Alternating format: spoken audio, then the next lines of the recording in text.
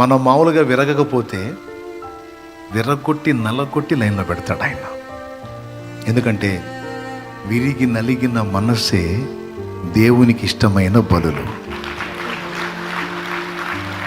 అర్థమైందా? దేవా, ఇవన్నీ నేను పొందగోరుతున్నాను అంటే దేవుడు అంటాడు, నీవు దీనుడు దీనురాలివి కావాలి. అలా కావాలంటే ఏం చేయాలి ప్రభా? నా అంతటా నాకు చేత కాదు, నువ్వే చేయి తండ్రి అన్నప్పుడు ఇక నిన్ను దీనుడిగా దీనురాలిగా చేయడానికి దేవుడు విరగొట్టడం మొదలు పెడతాడు. వేటిని బట్టి నువ్వు అతిశయపడుతున్నావో వాటన్నిటి విషయంలో నిన్ను విరగొట్టి దీనుడిగా చేసి, ఏదైనా నేను కలిగి ఉన్నది నీ కృప తప్ప ఇంకొకటి లేదయ్యా, నీ కృపే తండ్రి అని నువ్వు దీనుడు అయిందాక యాకోబుతో పెనుగులాడినట్టు నీతో పెనుగులాడతాడు ఆయన.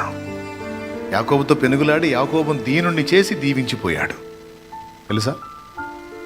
యాకోబుని దీనుడిని చేసి దీవించిపోయాడు.